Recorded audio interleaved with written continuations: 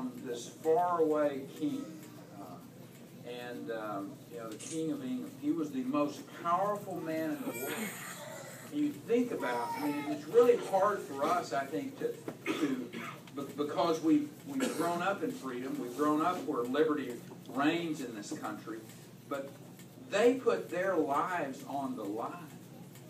I mean, literally, to have stood up and said, we are going to declare our independence from this king, the most powerful man in the world, was an extraordinary moment in the history of mankind. And that experiment of democracy that came out of that, we live in the greatest country in the history of the world. And they were a pretty diverse group of people, Lucy. I mean, they were farmers, they were merchants, they were lawyers, there were preachers, lots of preachers. And, one of the things I love about Texas is that we have Rotary meetings in churches. Right here.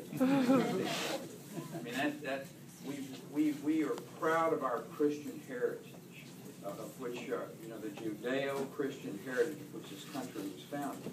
And you had all these different people, from they gathered in Pennsylvania, and they gathered in Rhode Island, and they gathered in Georgia and Virginia, and these other of the 13 original colonies. And they were just Americans who had grown tired of being victimized by this faraway government, taxation without representation, and they had dreams of living in freedom and liberty. And they wanted to be unshackled from this tyranny forever. They had to work hard. And just because they declared their independence didn't mean that the work was over. As a matter of fact, it was many years later before they actually got to live in that freedom that they worked so hard for. And but that's what their belief in freedom was so strong that they were willing to give their lives if that was what was required. And we still have people like that today. I happen to think that one of the great ways to serve your country, your state, your community, is by wearing the uniform of your country in the defense of freedom. And I want to take a moment, just put your hand up in the air, all of you that are veterans.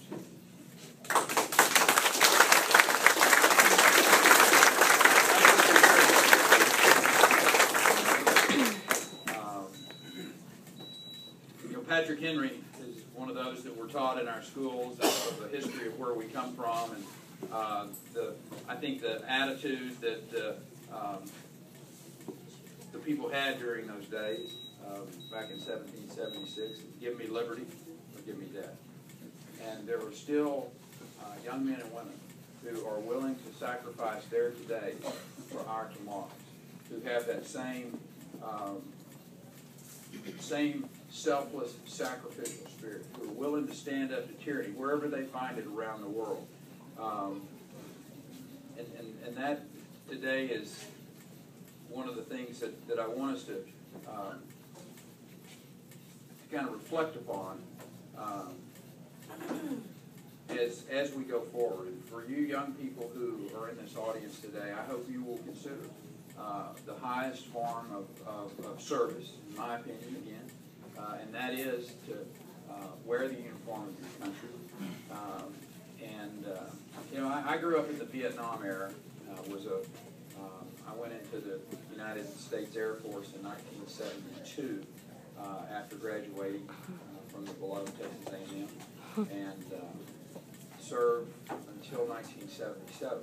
And during that Vietnam period, there was a different feeling in this country towards not only that war, but also towards the men and women who wore the uniform, who volunteered to serve or were drafted to serve in many cases. And I'm glad this country has gotten past that. And I'm so proud to see the American citizens. They may not support this war that we're war on terror. But they support the young men and women who wear the uniform. Whether it's bringing them, coming to the airport and saying thank you to them, whether it's working with groups like Wounded Warrior to help these young men and women who have hurt themselves or have had themselves hurt, wounded, whatever, during this war, and groups all across this country who are there to support these young men and women. Today we say thanks to those veterans and their valiant effort in this great experiment, as I mentioned earlier, that the United States, we have succeeded here for better than 2 centuries. We've proven that it can be done. We've survived to inspire others and spread the principles of freedom, that we truly are the greatest republic in the history of the world. Today, people from around the world look at the United States and they look at us as the bastion of liberty, a nation where everyone has a chance to build on their dreams. It's a nation where anyone, regardless of their background, the color of their skin, or the sound of their name, can take an idea to the marketplace. They can go from the mailroom to the CEO's position.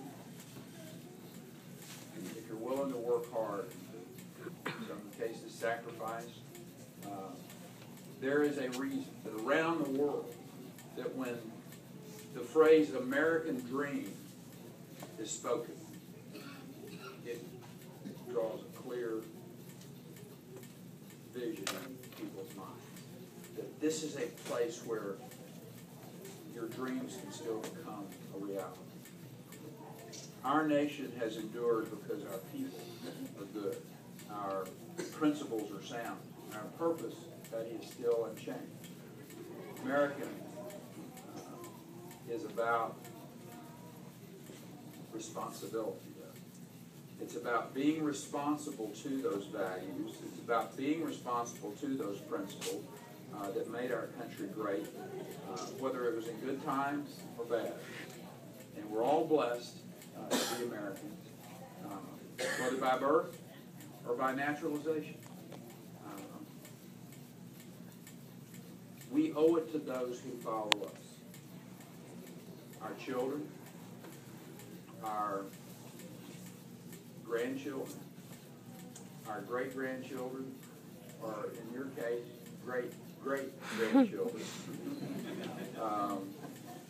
to leave behind an America that's not only as strong and moral as the one that we found as we arrived here, but actually strong.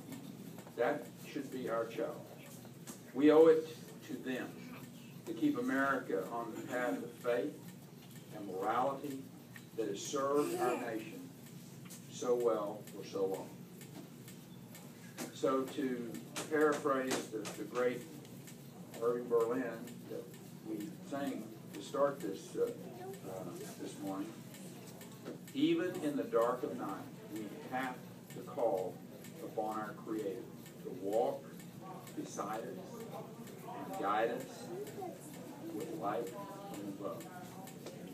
From the mountains to the prairies to the ocean wide and funnel. God bless America, our home sweet. God bless you. Thank you all.